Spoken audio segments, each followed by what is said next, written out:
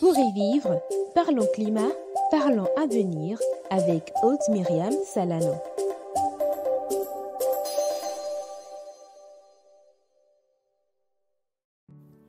Bienvenue à tous, voici votre podcast intitulé Pour y vivre qui explore les solutions concrètes pour un avenir durable.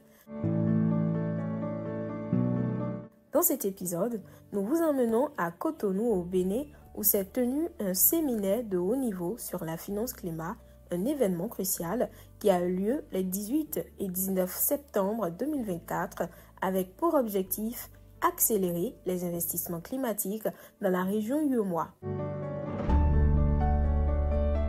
Cet épisode spécial a été réalisé en partenariat avec ODD TV.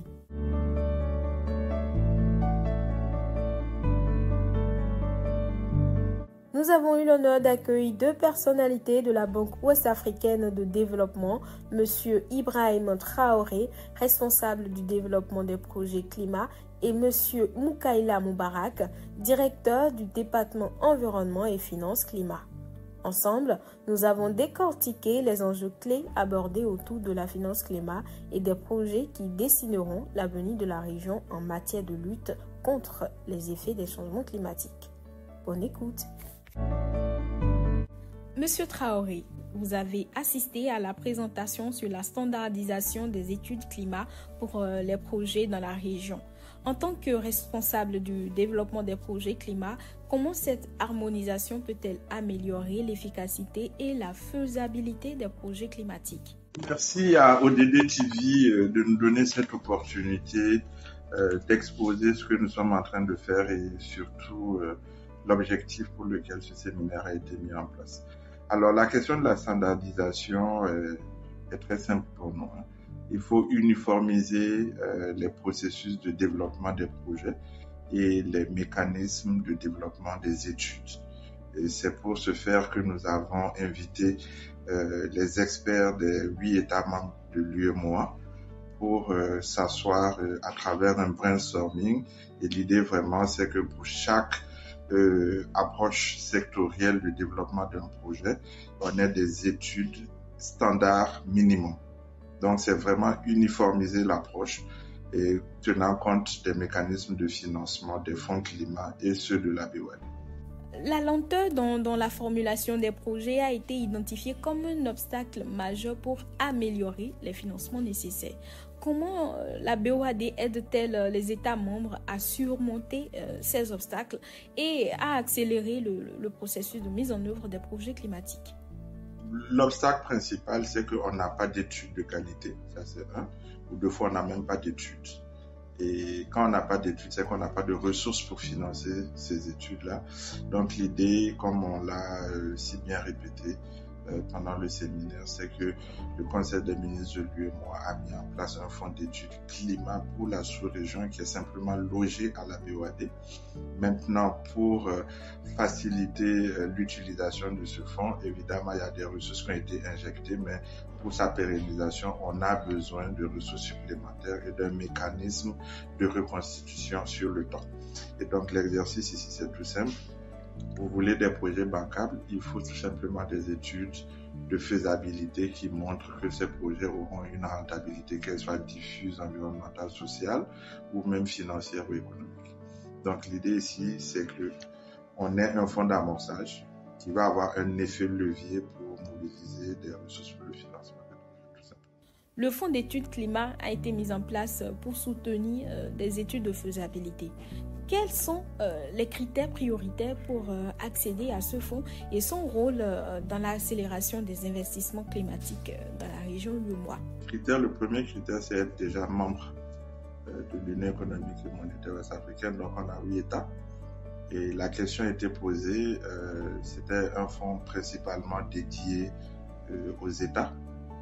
Mais nous savons que dans le financement des contributions déterminées au niveau national, il a été retenu qu'à peu près 70% de ces financements doivent venir du secteur privé. Donc, il sera presque, en tout cas au niveau technique, inconcevable de faire un fonds pour simplement mobiliser 30% des acteurs. Donc, l'idée ici, c'est d'aller aussi bien vers le secteur privé Et dans la lutte contre les changements climatiques, nous savons que la société civile aussi a un rôle très important à jouer. Donc, c'est de réunir toute cette communauté et de permettre à toute cette communauté de pouvoir formuler des projets. Donc, le critère principal, c'est l'État de l'UEMOA et tous les acteurs qui sont à même de développer des projets. On pense pouvoir en tout cas convaincre les autorités de la Banque et de l'Union pour faire que ce fonds soit dédié à tous ces acteurs. Merci, Monsieur Ibrahim Traoré, qui, je rappelle, est responsable du développement des projets climat à la Banque ouest-africaine de développement.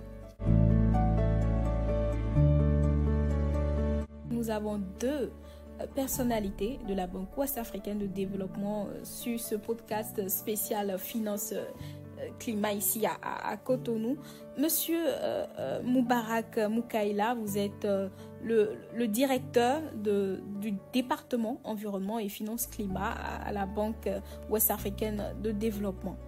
Alors, ma toute première question, aujourd'hui, il a été discuté des différentes options de financement des études climat. Parmi les stratégies présentées, lesquelles vous paraissent les plus adaptées au contexte UEMOA et comment peuvent-elles être mises en œuvre rapidement? Merci madame. Alors, comme Ibrahim l'a dit tout à l'heure, il faut repartir à la genèse de la création du fonds. Ce fonds a été créé pour permettre de développer plus de projets éligibles à la finance climat et notamment pour bénéficier des ressources qui sont disponibles. Lors de mon intervention ce matin, je parlais de la mobilisation des ressources au niveau des pays africains, qui est de seulement 6% sur le plan international. Mais de ces 6%, seulement 40% sont en réalité utilisés donc, de projets mis en œuvre. Donc c'est très peu. Et donc ce fonds d'études vient permettre de mieux construire les projets, mieux les développer et de mettre en place un plan d'action de mise en œuvre qui permette de mieux suivre et d'avoir un suivi beaucoup plus avancé pour que quand le projet est développé, on n'ait pas des retards lors de la mise en œuvre. Donc, comme je l'ai dit, la BOAD a créé deux structures, une pour le développement des projets, donc l'équipe que gère Ibrahim Traoré. Donc, ils appuient le développement des projets. Il y a une seconde équipe qui a été mise en place qui accompagne les pays dans le suivi. Et l'idée étant de prendre des éléments de suivi de projets que nous voyons comme lacunes, que nous voyons comme éléments qui ralentissent la mise en œuvre des projets pour reverser au niveau du développement des projets pour qu'on n'ait plus les mêmes erreurs. Et aujourd'hui, comme Ibrahim l'a aussi dit, le financement des actions climatiques passera forcément par l'intervention très forte du secteur privé. Et donc, notre idée, c'est vraiment de voir de quelle manière on accompagne le secteur privé pour que le secteur privé apporte effectivement les 70% qu'il faut pour que les pays de l'UEMOA à l'horizon 2030 arrivent à respecter leurs engagements sur la lutte contre les changements climatiques. Merci, directeur. La BOAD collabore avec des partenaires internationaux tels que le Fonds vert pour le climat. Comment cette collaboration peut-elle être renforcée pour soutenir davantage les projets d'adaptation et d'atténuation dans la région? Vous savez, la BOAD, de façon naturelle, a des compétences de mobilisation de ressources et de financement des projets. Ce matin, quand Ibrahim présentait un peu la cartographie ou les éléments de financement de la BOAD, il a très bien présenté en disant que la BOAD dans la sous-région est l'un des acteurs qui finance le plus de projets, est l'un des acteurs qui finance le plus rapidement les projets. Et aujourd'hui, en fait, quand vous regardez le plan stratégique d'Oliba, il est véritablement ancré sur la durabilité. Et qui dit durabilité, dit approche programmatique, dit des programmes pays. Et donc, aujourd'hui, il faut qu'on arrête d'aller sur des questions d'urgence.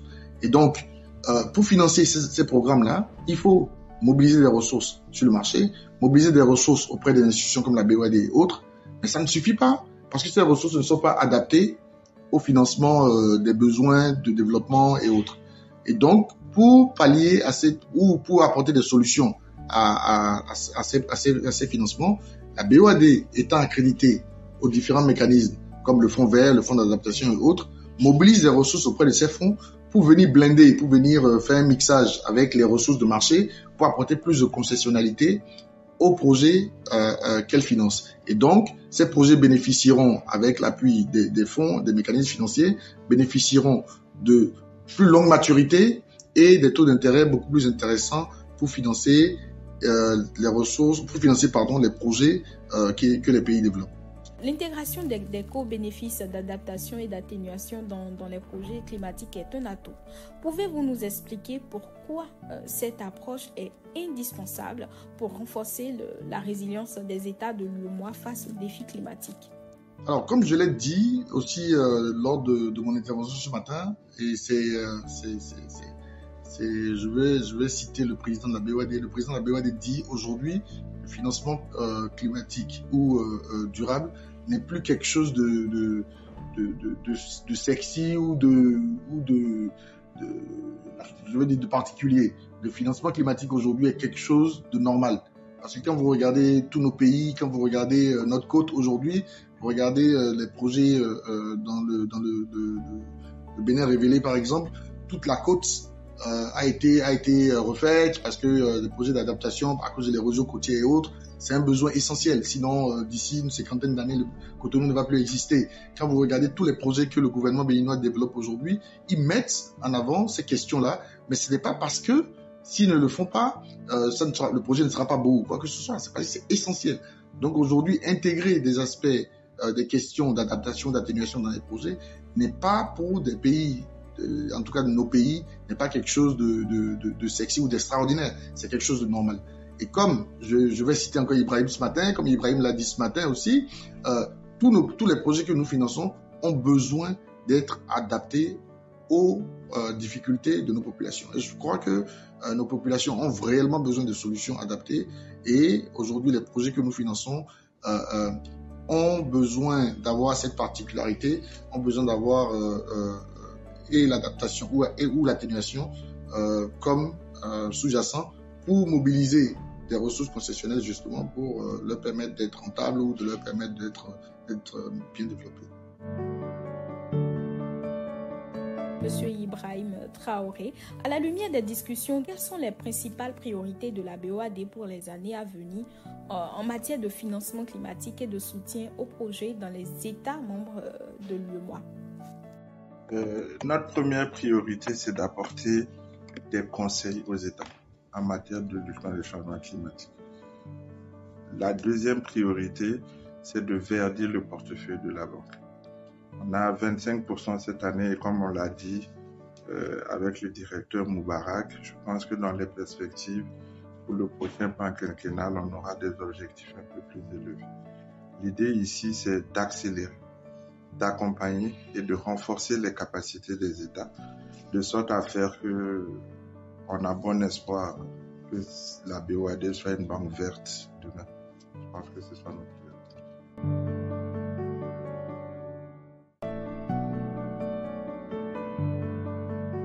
Monsieur Moukaïla Moubarak, la mobilisation du secteur privé a été mentionnée comme un élément clé pour compléter les efforts publics dans le financement des projets climatiques. Quelle initiative la BOAD met-elle en place pour encourager davantage l'implication des acteurs privés dans ces projets? Merci beaucoup, madame. Comme nous l'avons si bien dit, je pense longuement aujourd'hui, même l'idée du Fonds d'études climat de la BOAD d'accompagner les acteurs du secteur privé, c'est justement pour booster leur engagement dans les actions du changement climatique. Ce n'est pas nous qui le disons, mais même les Nations Unies disent que pour pouvoir mobiliser des ressources nécessaires pour le financement des contributions déterminées au niveau national, donc des engagements des pays à travers l'accord de Paris, il faut une implication de 70% du secteur privé, c'est-à-dire c'est le secteur privé qui apportera 70% des ressources. Et donc, si vous voulez que quelqu'un apporte 70% des ressources, vous êtes bien obligé de lui apporter le cadre institutionnel réglementaire nécessaire pour apporter des financements. La directrice générale de CDC l'a dit ce matin, l'État béninois a mis en place des incentives, des subventions ou des facilités fiscales pour permettre au secteur privé justement de financer sur des questions de développement durable. c'est essentiel. Je pense que tous les pays sont conscients de ça. Et quand vous voyez les financements de la sous-région aujourd'hui, je prends l'exemple du Bénin puisqu'on y est, l'État pousse réellement le secteur privé à investir dans ces questions de durabilité. La CDC a présenté son portefeuille de projet ce matin. Vous voyez bien que c'est le secteur privé qui est fortement engagé dans les financements promus par la CDC. Et donc, je crois que globalement, il faut que les États mettent en place ce cadre réglementaire institutionnel.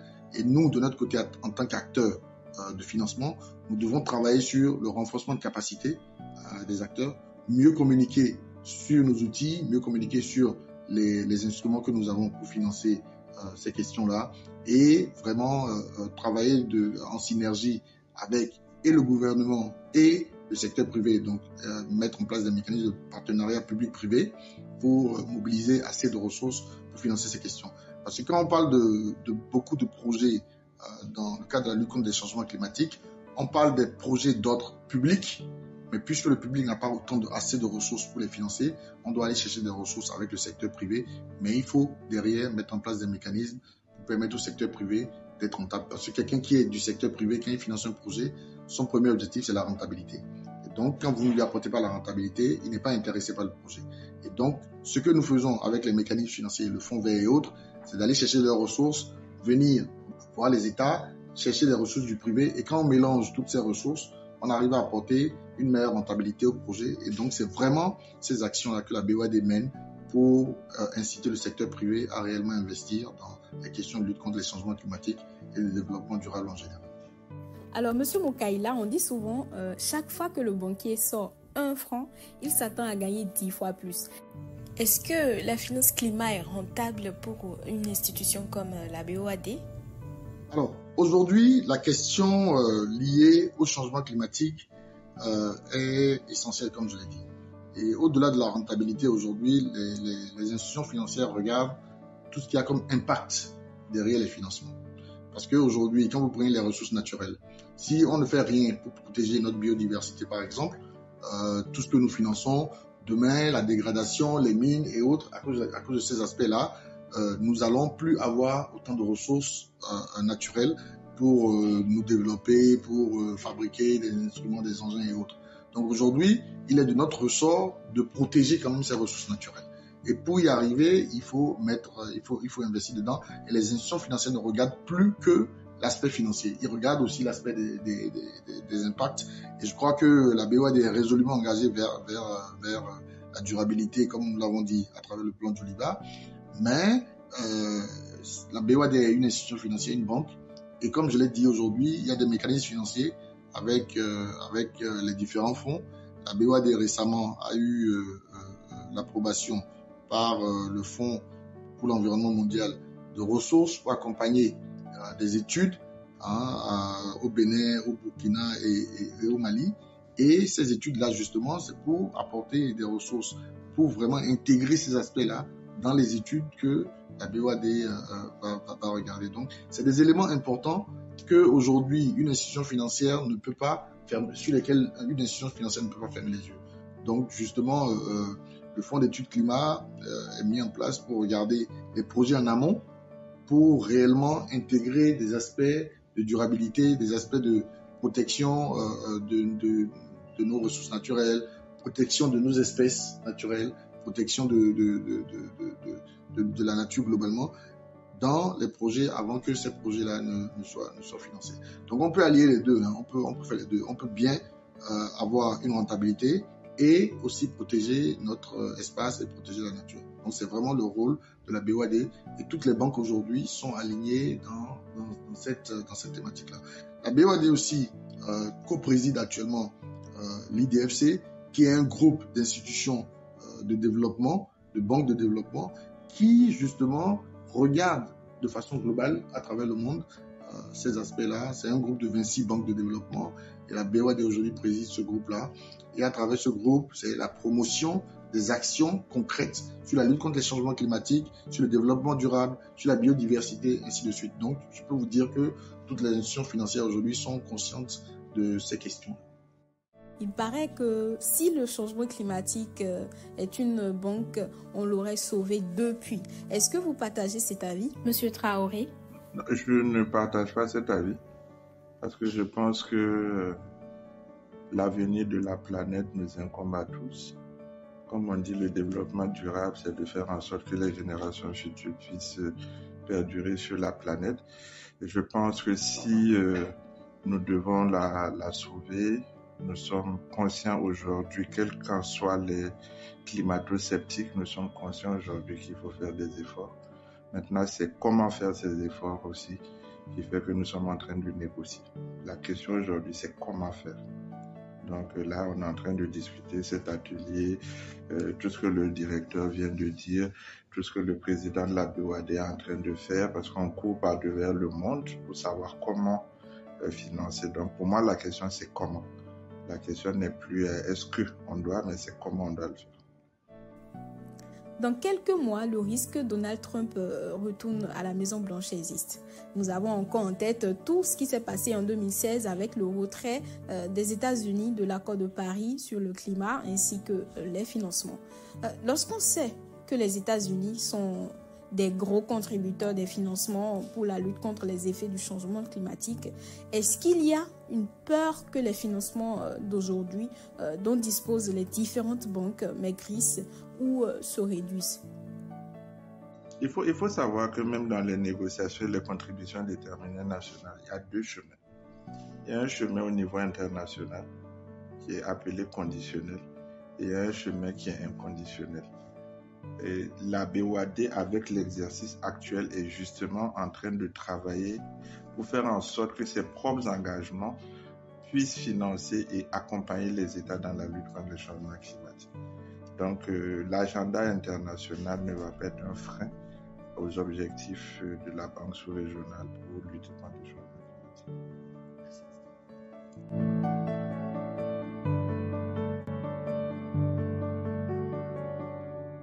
Nous remercions infiniment nos deux invités, M. Ibrahim Traoré et M. Moubarak Mokaila, pour cet échange essentiel autour de la finance climat lors du séminaire de Cotonou. Madame, c'est nous qui vous remercions.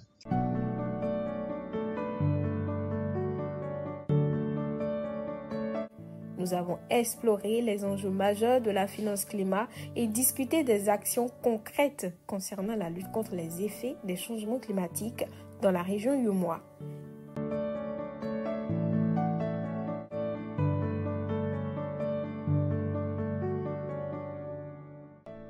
Si cet épisode vous a inspiré, restez connectés car Pour y vivre reviendra très bientôt avec d'autres sujets tout aussi captivants. Merci à tous pour votre écoute. À bientôt.